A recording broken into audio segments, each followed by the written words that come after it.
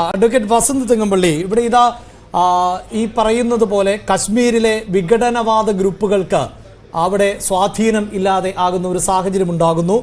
യുവാക്കളായിട്ടുള്ള ആളുകൾക്ക് തീവ്രവാദ സംഘടനകളിലേക്ക് ആകർഷിക്കപ്പെടാത്ത സാഹചര്യം ഉണ്ടാകുന്നു. അല്പസമയം മുമ്പ് ഈ ചർച്ച ഏതാണ്ട് 1 മണിക്കൂറിലേറെയായി ആരംഭിച്ചിട്ട് ആദ്യഘട്ടത്തിൽ പാനലിസ്റ്റുകൾ സംസാരിച്ചതുപോലെ മുമ്പെങ്ങുമില്ലാത്ത തരത്തിൽ സഞ്ചാരികൾ അവിടേക്ക് എത്തുന്ന സാഹചര്യം ഉണ്ടാകുന്നു, വലിയ നിക്ഷേപങ്ങൾ ഉണ്ടാകുന്ന സാഹചര്യം ഉണ്ടാകുന്നു. ഇതൊക്കെയായി ബന്ധപ്പെട്ട് നിയമപരമായ തർക്കങ്ങളും ഒക്കെ നമുക്കിടയിലുണ്ടാകാം.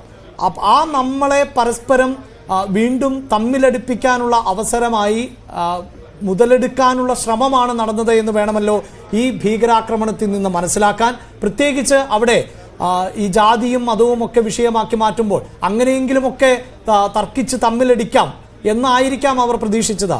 ഈ മണിക്കൂറുകളിൽ ഈ രാജ്യം പുലർത്തുന്ന ഐക്യം, അഖണ്ഡത, മതേതരത്വം, അത് തന്നെയല്ലേ അവർക്ക് നൽകുന്ന ആദ്യ മറുപടി?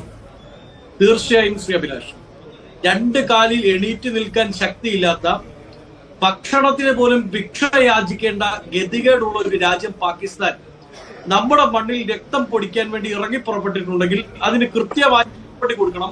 അത് കേന്ദ്രം ഭരിക്കുന്ന ഭരണകൂടം കൊടുക്കണം.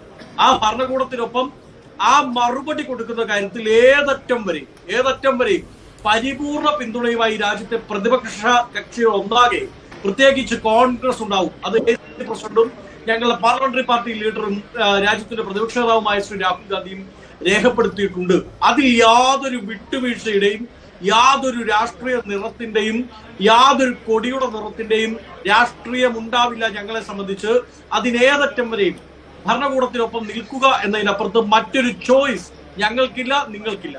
നോക്കൂ, അവിടെ വീണത് ഹിന്ദുവിന്റെ രക്തമല്ല, അവിടെ വീണത് മുസൽമാന്റെ രക്തമല്ല, അവിടെ വീണത് ക്രിസ്ത്യാനിയുടെ രക്തമല്ല, അവിടെ വീണത് ചുമപ്പൻ കളറുള്ള ഇന്ത്യക്കാരന്റെ രക്തമാണ്. വീണത് ഇന്ത്യൻ മണ്ണിലാണ്, ഇന്ത്യയുടെ രക്തമാണ്. ആ രക്തത്തിന് പ്രതികാരം ചെയ്യേണ്ടത്, അതിന് മറുപടി ചോദിക്കേണ്ടത് രക്തം കൊണ്ട് തന്നെയാണ്. ആ രക്തം ആരെയാണ് എന്ന് ചോദിച്ചാൽ നിവർന്നു നിൽക്കാൻ കഴിവില്ലാഞ്ഞിട്ടും നമ്മുടെ മണ്ണിലേക്ക് ഭീകരരെ അയക്കാൻ തയ്യാറായ, ആളും അർത്ഥവും കൊടുത്ത് പിന്തുണ പ്രഖ്യാപിച്ച പാകിസ്ഥാന് കൃത്യമായ മറുപടി. ഇപ്പോ ഞാൻ പറഞ്ഞില്ലേ, മറ്റുള്ള രാജ്യങ്ങളുടെ മുമ്പിൽ പോയി ഭക്ഷണത്തിന് ഭിക്ഷ യാചിക്കുന്ന അവസ്ഥയിൽ നിന്ന് ആ ദുരിതത്തിലേക്ക്, പട്ടിണിയിലേക്ക്, പരിവട്ടത്തിലേക്ക്, ആ രാജ്യത്തിന്റെ സാമ്പത്തിക അടിത്തറ തകർന്നു പോകുന്ന രീതിയിൽ ഇടപെടാൻ ആർക്ക് സാധിക്കണം? ഇന്ത്യക്ക് സാധിക്കണം. ഡിപ്ലോമാറ്റിക്കലി ഇടപെടാൻ നമുക്ക് സാധിക്കണം. നമ്മുടെ മണ്ണിലേക്ക് സൈനിക വേഷത്തിൽ കടന്നു വന്ന് തോന്നിവാസം കാണിച്ച്, വൃത്തികേട് കാണിച്ച് മടങ്ങിപ്പോകാൻ ഏത് സംഘടനയാണ് അവർക്ക് പിന്തുണ കൊടുത്തത്? ആ സംഘടനയെ ഈ രാജ്യത്ത് നിന്നല്ല, ഈ ലോകത്ത് നിന്ന് അട്ടിവേരുമാന്തി പരലോകത്തിലേക്ക് പറഞ്ഞുവിടാൻ നമ്മുടെ സൈനികർക്ക് സാധിക്കണം. അതിനോടൊപ്പം തന്നെ ഈ സൈനിക വേഷത്തിലും മറ്റുമൊക്കെ നമ്മുടെ രാജ്യത്തിനുള്ളിലേക്ക് കടന്നു കയറാൻ ഇവർക്ക് സാധിച്ചപ്പോ സുരക്ഷാ വീഴ്ച ഉണ്ടായിട്ടുണ്ട്. ആ സുരക്ഷാ വീഴ്ചയുടെ പഴുതടച്ചേ മതിയാവും, പഴുതടയ്ക്കണം. അതിനോടൊപ്പം തന്നെ ഈ ഭീകരാക്രമണത്തിന്റെ പിറ്റേ ദിവസം തൊട്ട് സോഷ്യൽ മീഡിയയിൽ കടന്ന് ആക്രമിക്കുന്ന, സോഷ്യൽ മീഡിയയിൽ ഇതാ ഞാൻ ഹിന്ദുവാണ്, ഞാൻ മുസൽമാനാണ്, ഞാൻ ക്രിസ്ത്യാനിയാണ്, ഞാൻ സിഖാണ്, ജൈനനാണ്, പാഴ്സിയാണ് എന്ന് പറഞ്ഞ് തോന്നിവാസം എഴുതി വിടുന്നില്ലേ, എന്ന് പറഞ്ഞ് വൃത്തികേട് എഴുതി വിടുന്നില്ലേ?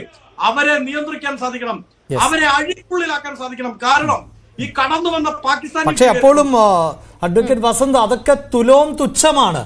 അതിന് ഒരുപക്ഷെ 140 കോടി ജനങ്ങളുള്ള ഈ രാജ്യത്തിന്റെ ഇത്തരത്തിൽ താങ്കൾ സൂചിപ്പിക്കുന്നത് പോലെ മറ്റൊരു വിദ്വേഷം കുത്തിനിറയ്ക്കാൻ ശ്രമിക്കുന്നവരുടെ എണ്ണമൊക്കെ ഒന്ന് പരിശോധിച്ചാൽ അത് ദശാംശത്തിൽ പോലും ഉണ്ടാകില്ല. അത്രമേൽ ചെറുതാണ് എന്ന് ഈ രാജ്യം തെളിയിക്കുന്നുണ്ട്. തീർച്ചയായും ഞാൻ 140 കോടിയിൽ 1 കോടി പേർ ഇത് എഴുതുന്നുണ്ടെങ്കിൽ ബാക്കിയുള്ളവരുടെ കൂടെയാണ്, അവരുടെ ഒപ്പം തന്നെയാണ്. പക്ഷേ അഭിലാഷ്, നമ്മൾ കണ്ടിട്ടില്ലേ, ലോകത്തിൽ എല്ലാ കലാപങ്ങളും പൊട്ടിപ്പുറപ്പെട്ടത് കേവലം ഒരു തീപ്പൊരിയിൽ നിന്നാണ്. ആ തീപ്പൊരിക്ക് പോലും ഇടയുണ്ടാവരുത്. ഞാൻ പറഞ്ഞില്ലേ, ഈ അത്തരം വികാരങ്ങളെ ഒന്നും തീപ്പൊരിയായി പോലും നമ്മുടെ ജനത കാണുന്നില്ല അഡ്വക്കേറ്റ് വസന്ത്. അല്ല, ഞാൻ അങ്ങയുടെ വാദത്തിനൊപ്പം തന്നെയാണ് ശ്രീ അഭിലാഷ്. അങ്ങനെ വൃത്തികേട് എഴുതി വിടുന്നവരെ നമ്മൾ ഭയപ്പെടണം, ഒറ്റപ്പെടുത്തണം, കാപ്പകുത്തണം. തീർച്ചയായിട്ടും.